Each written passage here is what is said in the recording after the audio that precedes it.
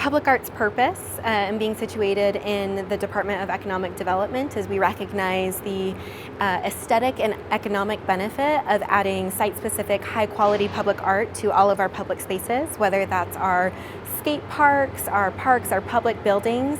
But we support artists in all stages of their career, from emerging to established, and providing those opportunities to create public art, which has so many incredible benefits, from developing a shared identity, to interpreting a site's history, to really allowing us to connect and have thoughtful conversations and dialogue about our urban environment and how we interact with them.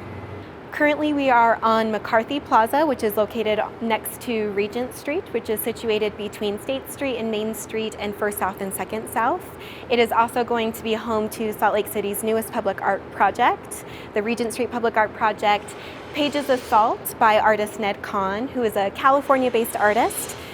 When Ned Kahn started researching the project, he became really fascinated with the connection and history of Regent Street to the printing presses.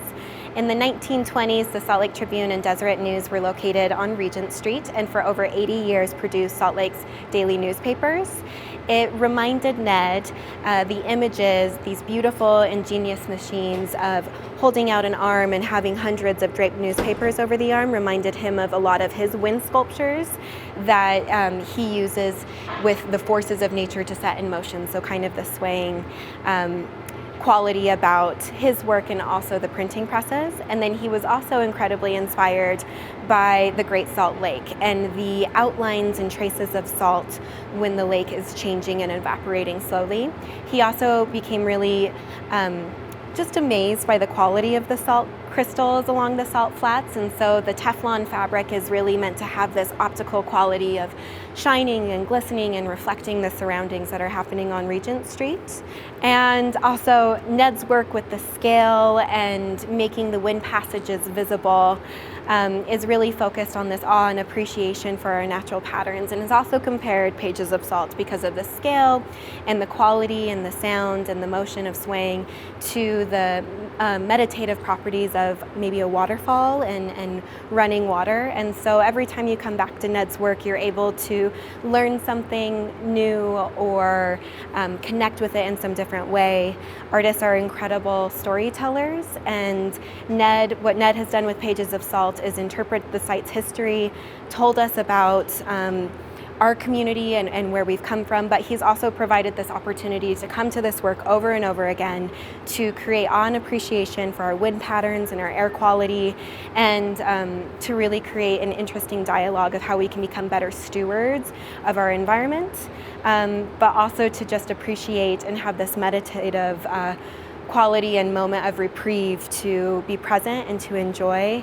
And what Ned does really, he talks about how he's not interested in creating alternate mediums, but really what he's doing is to create an opportunity to see the awe and mystery around us, and Pages of Salt does just that. So we're incredibly excited for it to be complete and to share this with the community. This project was a little bit atypical and doesn't follow our traditional process of going through the CIP process, which is the capital improvement program, using city funds on city property. This process varied a little bit as they were RDA funds. The funding for this project comes from an RDA reconstruction from Regent Street. So it varied in a little bit that they brought in a public art national consultant to kind of inform our process for how we should run a project like this. It is Salt Lake City's largest investment in public art to date. And so an artist selection committee was formed between the site's stakeholders, arts professionals, a representative from the mayor's office and arts council, and then our art design board, which is the entity that's responsible for selecting artists. They're the mayor's appointed experts. And so the artist selection committee was formed. We distributed this RFQ, which is a request for qualifications. Lots of artists applied, and Ned Kahn ended up being the selected artist, who then enters into an agreement to develop a design proposal. And so he had done a site visit, presented to the art design board and the artist selection committee, and did his research to propose Pages of Salt, which was then approved and selected. And then we started the actual all the way from the fabrication process, so contracting to design development to the building permits. This project has worked with so many different city departments and so many different project partners, and is a great example of what public art can be when you have public entities, private entities, nonprofits, private owners all come together to make an incredible investment in public art, which is accessible to all, to really solidify Regent Street and McCarthy Plaza as a thriving arts and cultural destination for our community. So Ned has fabricated all of the pieces in his shop, but from the very beginning he's been working with YESCO, which is a local sign company that have installed so many different projects over the years. They're also a really long-standing company in Salt Lake City, and this has been a really new and fun project for them, installing artwork instead of signs. So Ned had fabricated all the materials in his shop, shipped them and created them to YESCO.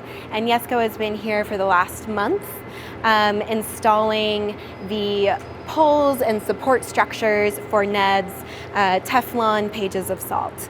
So it's been about 5 weeks of install. It'll be complete around October 10th, and then we're going to kick off and celebrate with the community and Ned Kahn, who will be here on October 22nd at McCarthy Plaza. We'll have music and food trucks, and then we'll also have a great speaking program from mayor and other public officials. You can always find out more info on the Salt Lake City Arts Council page, saltlakearts.org, or our public art program page, saltlakepublicart.org.